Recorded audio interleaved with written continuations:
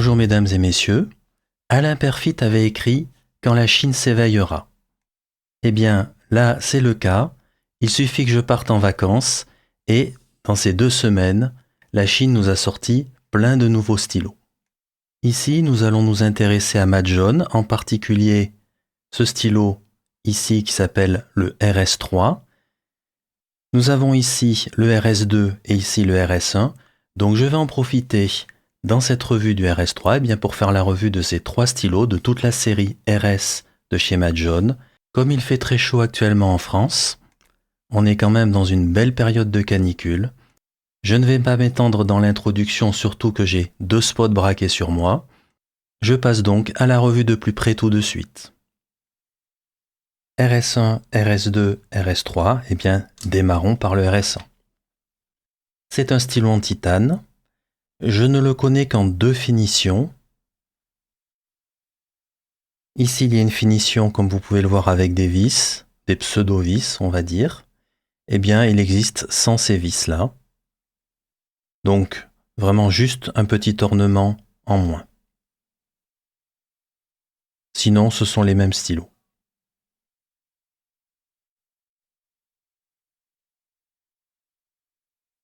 D'un point de vue du toucher, tout ceci fonctionne très bien, aucun problème. Le toucher est assez doux, ça ne pose pas de soucis, sauf ici, où ici par contre ça racle bien le doigt. C'est à 90 degrés, clairement. Oui, ça racle bien le doigt, ça n'a pas du tout été adouci. Je regarde un petit peu s'il y a du jeu. Alors je dirais très légèrement, mais vraiment, c'est vraiment très léger. Je dirais que c'est négligeable, qu'il n'y a pas de souci. Du côté du finial à cet endroit-là, on a le droit à un cône, comme ceci, doré. Si j'arrive à bien vous le montrer.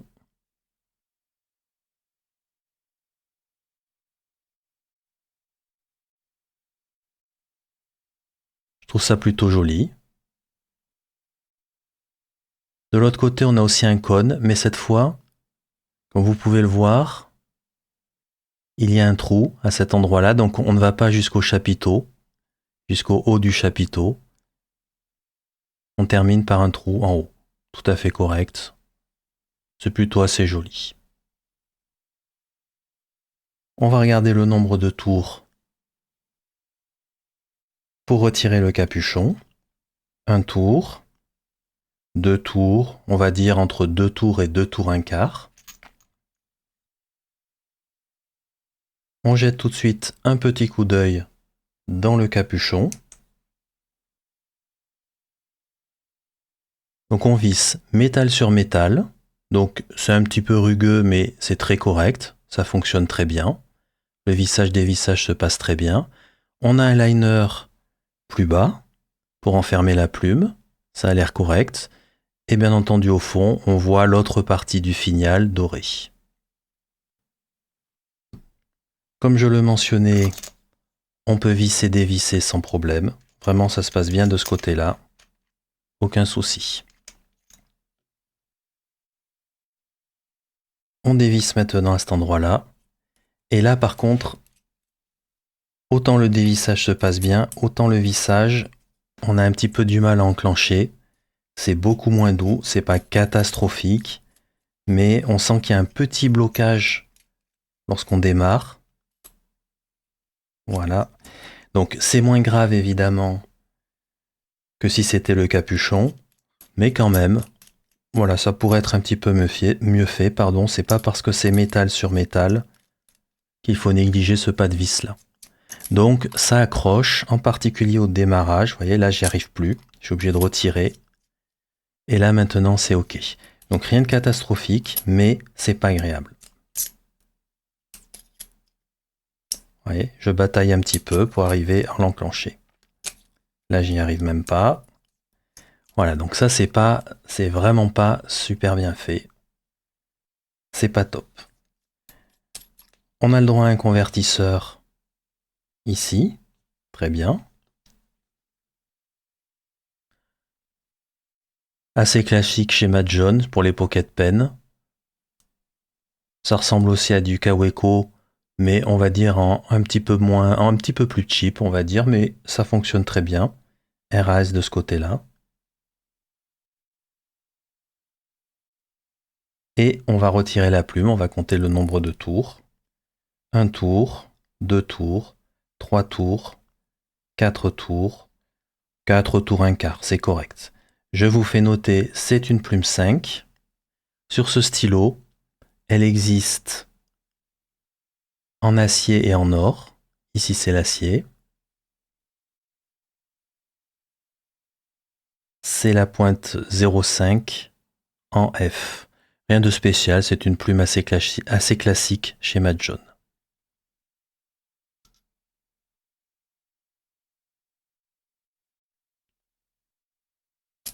Le convertisseur s'en fiche très bien, aucun problème. Là, ça s'est bien passé pour le revissage, même si c'est bien rugueux. Et aucun souci au niveau du capuchon. Voici maintenant le RS2. Alors le RS2, c'est différent. C'est un stylo en métal, ici. Il y a une couleur blanche dessus. Il existe en plusieurs couleurs. Donc je ne vais pas les énumérer parce que dans le temps, il est possible que Matt John sorte d'autres couleurs. Il y a, on va dire, un petit peu de choix, mais pas beaucoup actuellement. Et, chose importante, c'est un snap cap. Ce n'est plus vissé, c'est un snap cap. Tout d'abord, un petit tour d'horizon. Ici, au niveau du finial, on va dire que c'est cranté, à ce niveau-là. On a un finial fond rouge avec un petit logo Matt John.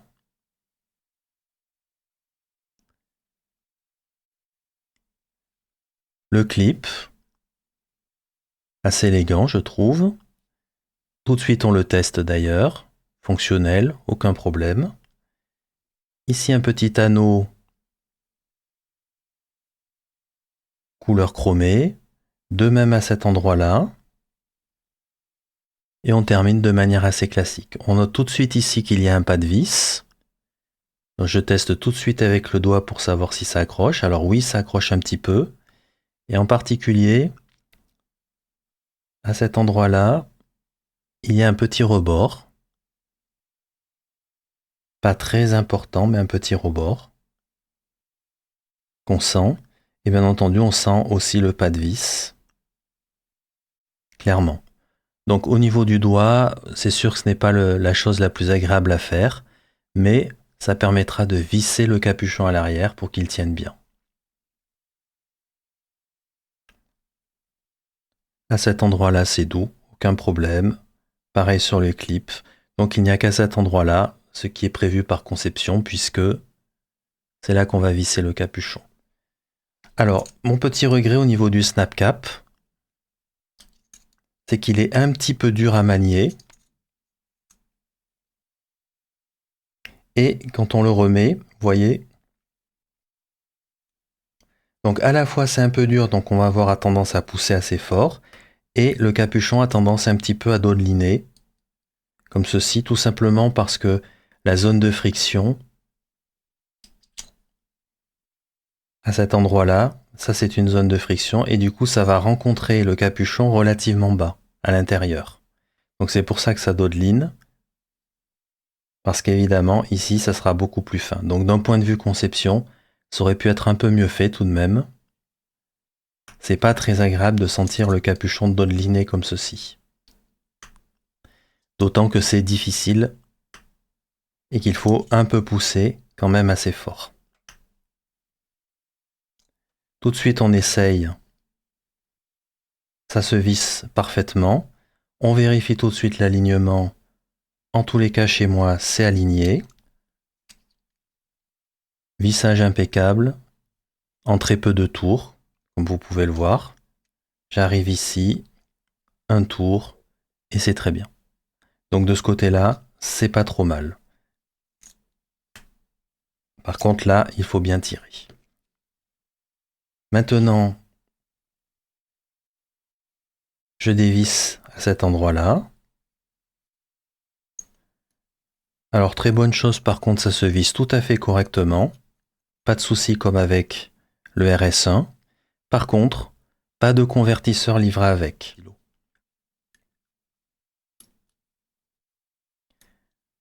Je vais retirer la plume, comme pour le RS1.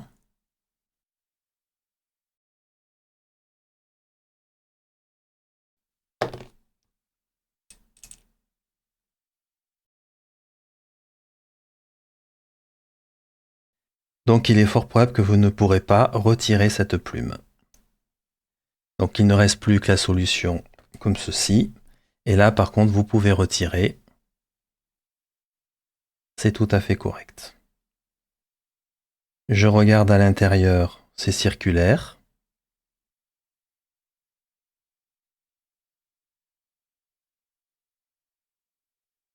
Et voilà la plume remise. Donc, je ne sais pas comment on pourrait retirer ici le housing. On ne peut que retirer la plume et le feed, dans mon cas en tout cas.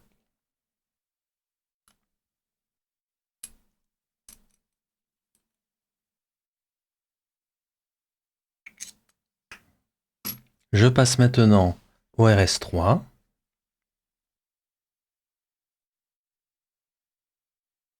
Petite chose que je n'ai pas regardé d'ailleurs sur le RS2, c'est que je voulais vérifier que le capuchon ne bougeait pas trop.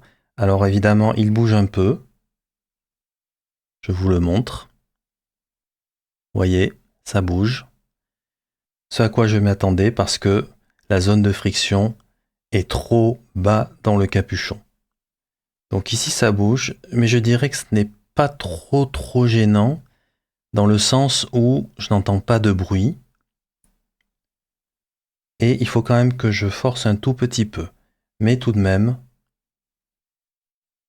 voyez, ça bouge, c'est quand même pas remarquable. Pour moi, c'est un petit défaut. Je passe maintenant au RS3. Là, tout est doux, c'est très bien. À cet endroit-là, l'intégration est très bonne. Je ne sens rien du tout, c'est très bien. Ici, alors je vais dire ça accroche légèrement le doigt, mais vraiment rien de bien méchant. On note ici que nous avons voilà, une pente et que c'est facetté du côté du corps du stylo.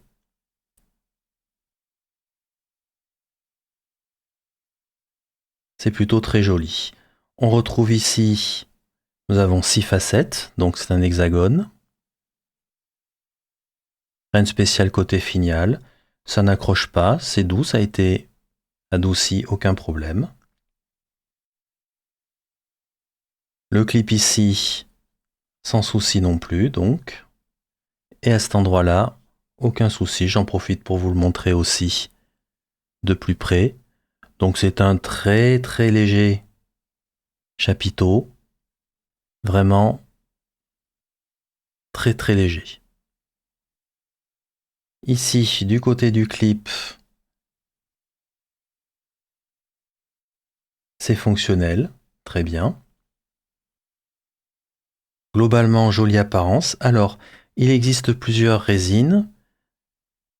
Il y en a 3 qui sont les mêmes que pour le Matte Jaune M800. Donc, l'ambre ici et la fameuse finition Galaxy à cet endroit-là. Donc, 2 résines ou 2 acryliques que Matte Jaune utilise depuis très longtemps. D'ailleurs, le M800 existe aussi avec cet acrylique-là. Et si mes souvenirs sont exacts, le RS3 existe aussi avec des couleurs unies. Alors là, on retrouve le même souci. Il y a du jeu. Alors si je ferme normalement, vous voyez, il y a quand même pas mal de jeu. Et là, on l'entend le jeu. Je vais vous le rapprocher du micro. Voilà, je trouve que ça, ce n'est vraiment pas bien fait. Et si je serre beaucoup plus fort, donc anormalement plus fort, eh bien il reste toujours du jeu et toujours ce petit tac-tac, même si je dois forcer un petit peu plus. Donc au niveau fermeture, si je ferme normalement, il y a beaucoup de jeu avec un gros tac et il n'y a pas besoin de forcer. Et je suis obligé de forcer un petit peu pour fermer. Là, ça réduit le jeu, mais il y est toujours, et toujours avec ce shtack. Pour moi, ça c'est mal fait. On compte le nombre de tours. Un tour. Entre, on va dire, un tour 3/4. Du côté pas de vis, ça fonctionne parfaitement bien. Rien à dire. On jette un petit coup d'œil à l'intérieur. On voit un méplat. Ça paraît correct à vue de nez.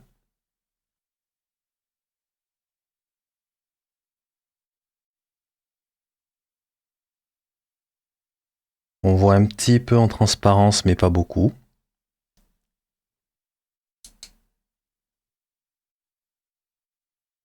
Et on notera la plume des 3 stylos. C'est le seul stylo mat jaune qui a une plume 6. Je veux dire des RS1, RS2, RS3, bien entendu.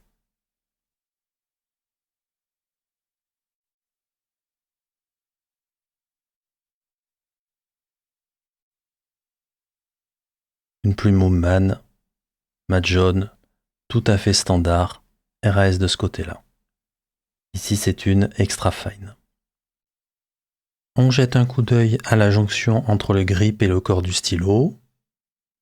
C'est assez doux. De même, du côté du pas de vis, on dirait d'ailleurs un pas de vis carré. En tous les cas, c'est doux au niveau du doigt. Ça n'agrippe pas, c'est impeccable. On dévisse. Alors on sent une certaine résistance. Ceci vient du joint que vous voyez ici. Mais ça reste agréable et c'est un bon amortissement lorsque l'acrylique ira contre le métal. D'ailleurs, on a un pas de vis métal sur acrylique. Du côté du convertisseur, ça s'en fiche très bien, aucun souci. C'est un convertisseur petit format tout à fait standard, tout à fait correct. Parfait. On compte le nombre de tours.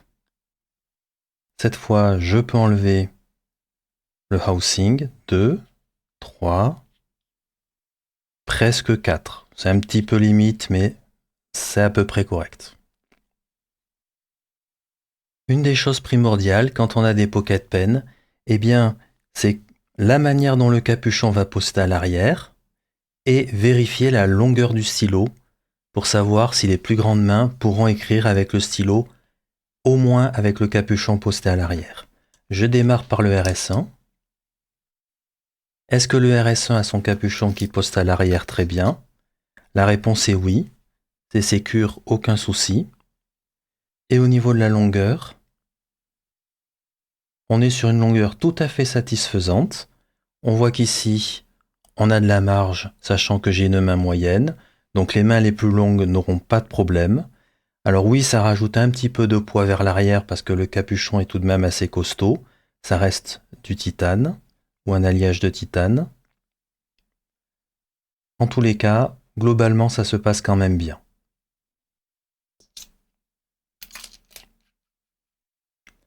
Maintenant, le RS2. Il suffit de visser à l'arrière. Alors, petit rappel. Vous vous rappelez que j'ai enlevé la plume. Ici, la plume et le feed. Comme c'est un housing qui est circulaire, il n'y a pas de sens. Vous pouvez, en remettant la plume et le feed, aligner avec le clip. Si à un moment donné, vous deviez avoir un désalignement, bien, il suffit d'enlever la plume et le feed, de mettre le capuchon à l'arrière et de remettre la plume et le feed alignés avec le clip. Maintenant, on regarde la longueur. On a nettement moins de marge que sur le RS1. J'ai encore un petit peu de marge, mais il faudra quand même faire attention. Peut-être pour les plus grandes mains, ça risque d'être un petit peu court. À vérifier. En tous les cas, pour une main moyenne, ça fonctionne assez bien. Sans le capuchon, là c'est clairement inutilisable. Là, je peux écrire bien entendu 2-3 mots, mais le fait de ne pas avoir d'appui ici au niveau du stylo, c'est tout de même très handicapant. Donc obligatoirement, il faudra le poster, je pense, dans pratiquement tous les cas, à part vraiment si vous avez une très petite main.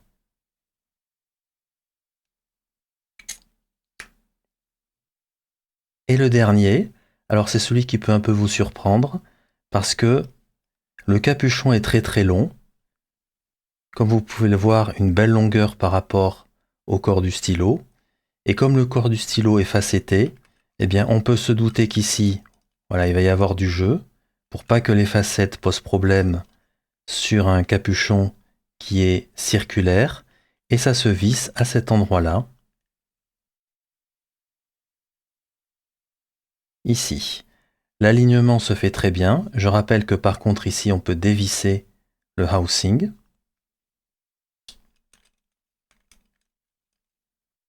Voilà, je vais le faire 2-3 fois pour bien vérifier, mais normalement ça s'aligne tout le temps. Et on regarde maintenant la longueur. Et on va dire qu'on a, en termes de marge, on est entre le RS1 et le RS2. Donc il reste un petit peu de marge, mais pour les mains les plus longues, ça risque d'être, encore une fois, assez limite. Sinon, pour ma main, c'est très confortable, aucun souci. La taille du grip dans les Pocket Pen, c'est vraiment quelque chose à ne pas négliger. Et on va voir qu'il y a de belles différences entre ces trois stylos. Comme vous pouvez le voir en allant de droite à gauche, RS2, RS1, RS3, eh bien, le grip le plus petit est à droite et le grip le plus gros, est à gauche. Alors, ce RS2, oui, le grip est très petit. Il faut le reconnaître, ce n'est pas un grip très confortable quand on écrit. Pour moi, on est plutôt face à un stylo d'appoint. Un tout petit stylo qu'on peut emporter vraiment partout et qui dépannera, qui permettra d'écrire 10, 20, 30 lignes, mais pas plusieurs pages. Côté RS1, c'est déjà plus confortable. Ce grip est un tout petit peu plus petit qu'un Kaweco Sport Brass. Avec le RS1, on pourra écrire nettement plus longuement. Et le RS3, eh bien, on a un grip que je qualifierais de tout à fait normal. On l'a bien en main, ça fonctionne vraiment parfaitement bien. Nous passons à la pesée. Le RS1 pour commencer, on se doute que ça va être le plus lourd. 32 grammes, donc un bon morceau d'alliage de titane. Nous passons maintenant au RS2. On va dire à peine plus léger, mais ce qui est assez logique parce que c'est un stylo en métal, 28 grammes. Et le dernier en acrylique, nettement plus léger, 19 grammes. Nous allons maintenant regarder le poids du capuchon. Entre 15 et 16 grammes. On est donc presque au niveau du capuchon, sur la moitié du poids total du stylo. Maintenant, le capuchon du RS2, 12 grammes. Donc, le stylo faisait 28 grammes au total, donc le capuchon est tout de même en proportion plus léger par rapport au corps du stylo que le RS1. Et maintenant, le RS3, nous sommes sur 8 grammes, ce qui, en proportion, eh bien, représente moins que la moitié du poids du stylo. Ce qu'on voit, c'est que, en termes de poids, les capuchons sont quand même plus légers par rapport au corps du stylo, ce qui fait qu'il y aura moins de poids vers l'arrière pour le RS2 et le RS3 que pour le RS1. Sur le RS1, comme la moitié du poids du stylo est dans le capuchon, eh bien, il y aura plus de poids vers l'arrière du stylo. Nous passons maintenant aux dimensions relatives et par comparaison de ces Madjon RS1, RS2, RS3. Ici, nous avons un Kaweco Brass Sport. Ici, nous avons le Madjon Moonman RS1. Et nous voyons combien ces deux stylos se ressemblent, bien entendu. Ici, le Madjon RS2, le Madjon RS3, le Gravitas Pocket Pen en titane, le Namisu Ixion aussi en titane, et à mon avis, le Pocket Pen de référence du côté de la Chine, le Hongdian M2. Ce que nous voyons au niveau des longueurs avec le capuchon mi-fermé, Nous avons en termes de longueur approximativement les plus longs sont le Kaweco Brass, le RS1 Madjon et le Hongdian M2 ainsi que le Madjon RS3. Et un petit peu en retrait, nous avons le Gravitas Pocket Pen, le Ixion et le RS2. Il n'y a pas non plus d'énormes différences. Par contre, au niveau diamètre, on voit que vraiment le plus petit à cet endroit-là, c'est le RS2. C'est vraiment un très petit stylo. Le Ixion est réellement assez petit aussi. Et après, nous avons le Hongdian M2, les Kaweco Brass et le Madjon RS1. Et un petit peu plus gros, ici en particulier au niveau du capuchon, le Gravitas et le Madjon RS3.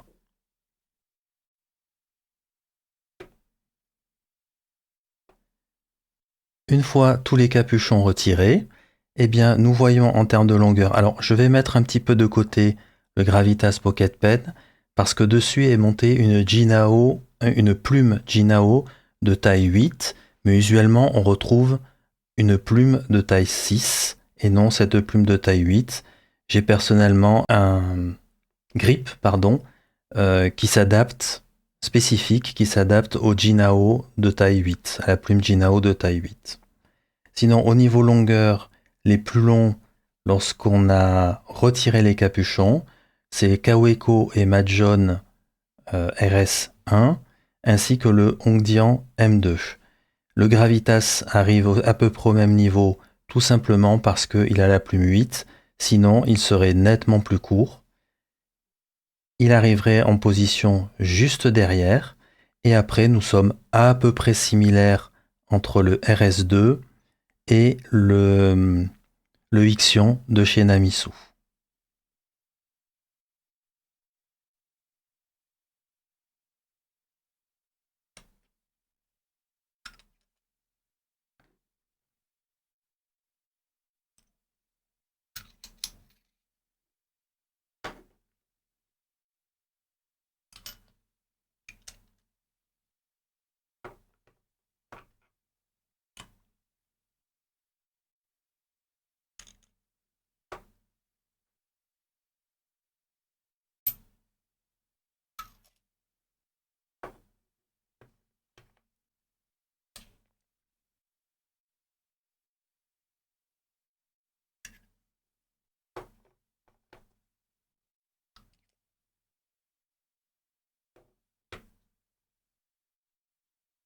Maintenant, avec le capuchon posté à l'arrière, donc ça sera vraiment la situation d'écriture.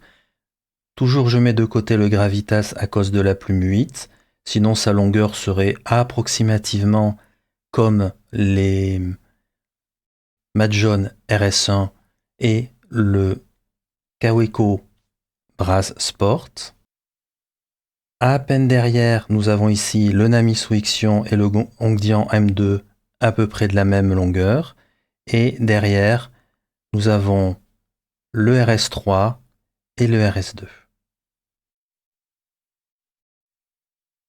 On attaque la session d'écriture et dans l'ordre RS1, RS2, RS3.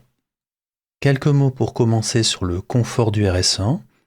Comme on pouvait le prévoir suite à la pesée, le stylo a un petit peu de poids vers l'arrière, mais je n'ai pas trouvé ça très gênant, en tous les cas pas rédhibitoire. Je l'ai trouvé au final confortable.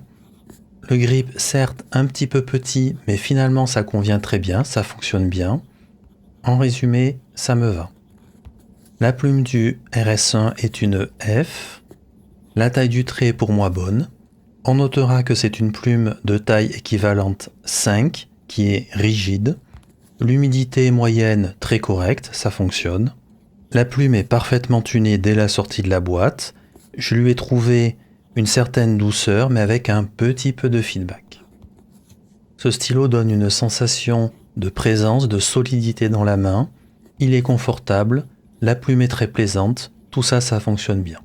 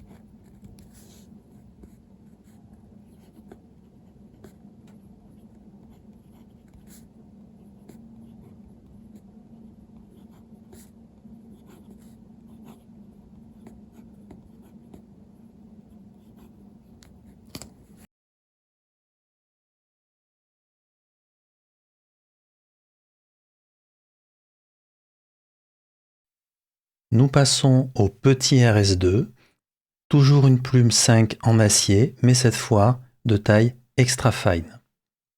Comme je l'ai déjà mentionné, le grip est vraiment petit. Globalement, c'est un peu la sensation que rend ce stylo dans la main. On est vraiment sur un stylo tout petit, même s'il a un certain poids. Peut-être que si j'avais des mains plus petites, j'aurais des sensations différentes, mais dans le cas présent, pour moi, c'est un stylo que je considérerais plutôt comme un stylo d'appoint. Très petit, donc facile à emporter partout. Par contre, au niveau de l'écriture, nettement moins confortable que le RS1. Cependant, si je considère sa dimension, sa taille, ça reste tout de même, entre guillemets, un stylo relativement confortable. Simplement, je n'irai pas écrire un long moment avec. Côté plume, une fois de plus, je suis en présence d'une plume tout à fait plaisante, rigide, une humidité moyenne, toujours parfaitement tunée dès la sortie de la boîte, et elle est plutôt douce, avec, je vais dire, un certain feedback, en tous les cas un peu plus que par rapport au RS1. De manière amusante, je dirais que finalement il n'y a pas tant de différence en termes d'épaisseur de trait entre cette plume extra fine et la plume F que j'avais sur le RS1. Au passage, je tiens à vous faire noter, je vais vous montrer ça tout de suite, et bien dans ce stylo, comme je l'avais mentionné auparavant, pas de convertisseur, donc pensez bien à acheter des cartouches par exemple mat jaune. Je vous montre ça tout de suite, ici c'est une cartouche bleu-noir. On n'est pas sur les cartouches standards de type Waterman, etc. Chose très dommage, il n'y avait pas de cartouche livrée avec le stylo, car avec une seule cartouche après on peut re-remplir avec de l'encre et une seringue. Heureusement j'avais des cartouches mat jaune en stock, sinon ça aurait été nettement plus compliqué.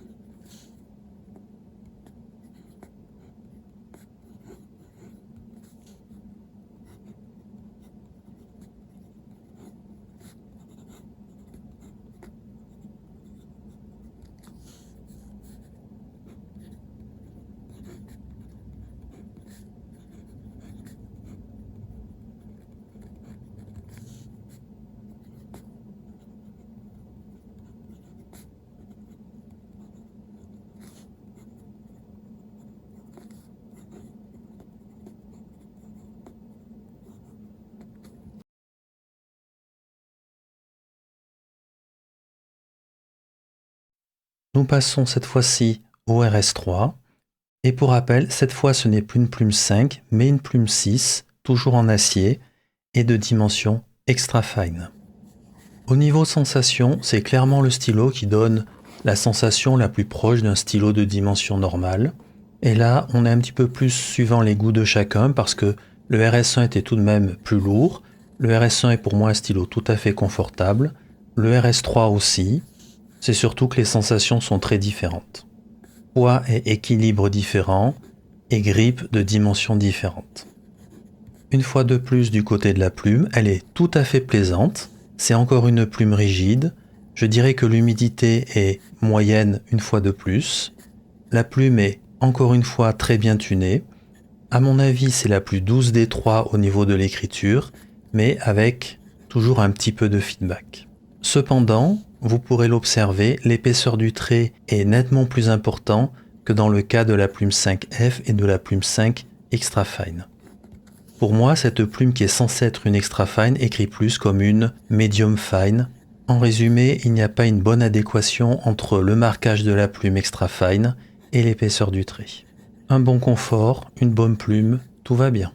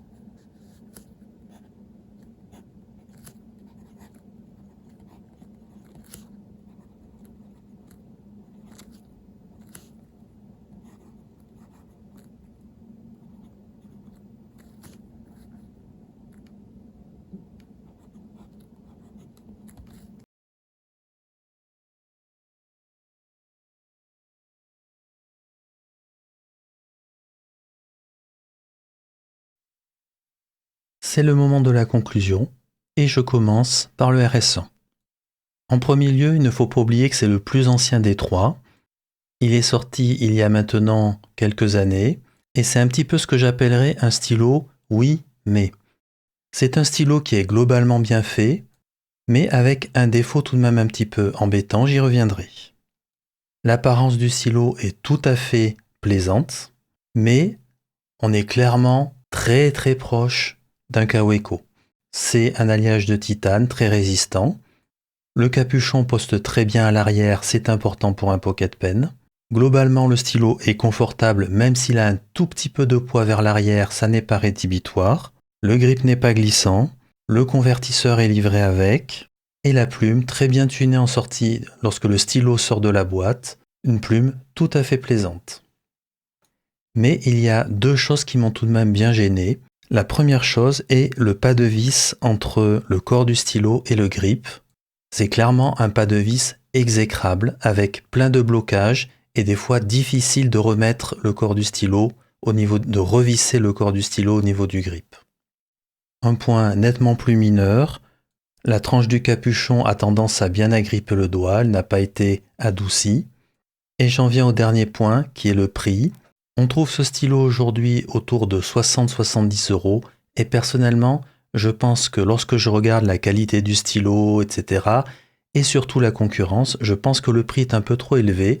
On commence à arriver un petit peu dans les zones de Namisu. En particulier, il est possible d'avoir un code réduction permanent chez Namisu.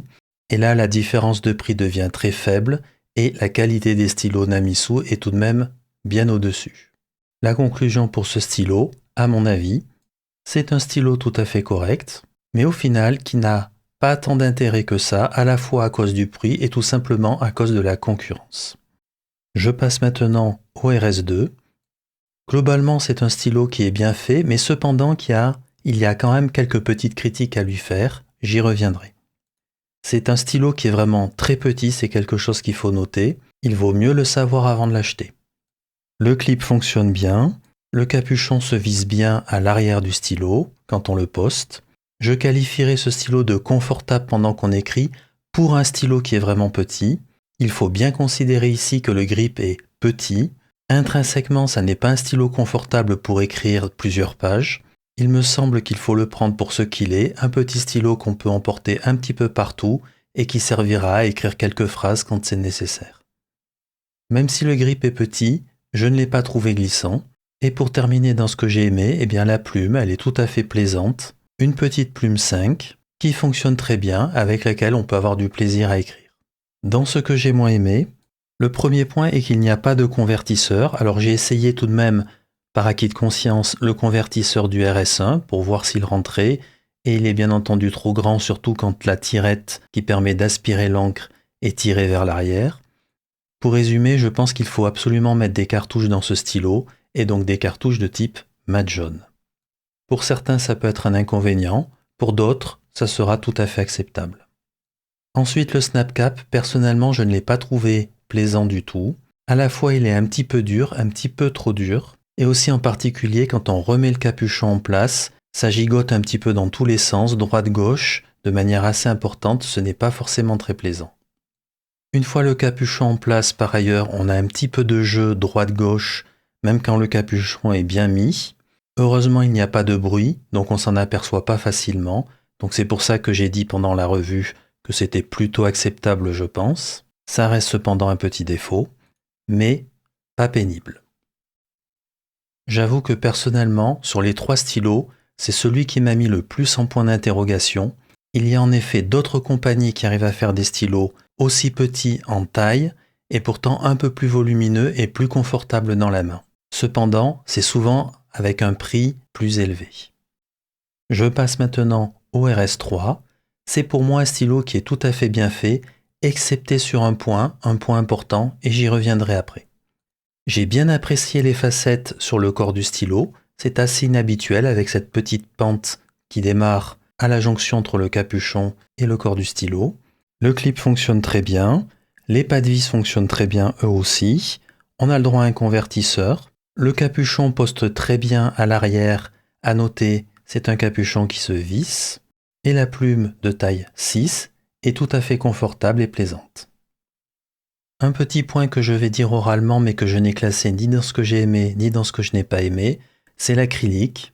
On se retrouve avec les 3 acryliques du Majohn Moonman M800.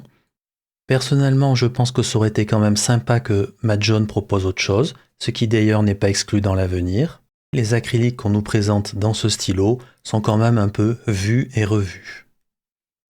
Mais j'en viens maintenant surtout à ce que j'ai moins aimé, et il y a en particulier un point qui me dérange beaucoup. Une fois qu'on a vissé le capuchon, il y a beaucoup de jeu. Et en particulier, quand on touche un petit peu, on entend un tac, le corps du stylo qui vient taper sur le bord du capuchon. Tout à fait le genre de choses qui donne l'impression qu'un stylo est un petit peu cheap, ou tout du moins pas très bien conçu. C'est vraiment un gros regret parce que globalement ce stylo est très intéressant, mais là le jeu est vraiment très important avec un bruit, et ça n'est pas forcément très plaisant. Globalement, qu'est-ce que j'ai pensé de ces 3 stylos RS1, RS2, RS3 ? Eh bien, à mon avis, ce ne sont vraiment pas des stylos qui vont révolutionner le genre. Je leur ai trouvé à tous des défauts, des petites choses ou des choses un petit peu plus importantes qui ne vont pas. Allez, je vais le dire de manière un petit peu durement, je n'ai pas trouvé un gros intérêt à ces 3 stylos. Et ceci est d'autant plus vrai qu'il y a de la compétition, et en particulier, il y a un stylo qui est en face qui coûte très peu cher, et qui est très au-dessus de ces 3 stylos, c'est le Hongdian M2. Il n'y a vraiment aucune commune mesure entre le Hongdian M2 et ces 3 stylos. Ici se termine la revue des stylos Majohn RS1, RS2, RS3. J'espère que ça vous aura intéressé, et à bientôt. Why do you believe in what you see?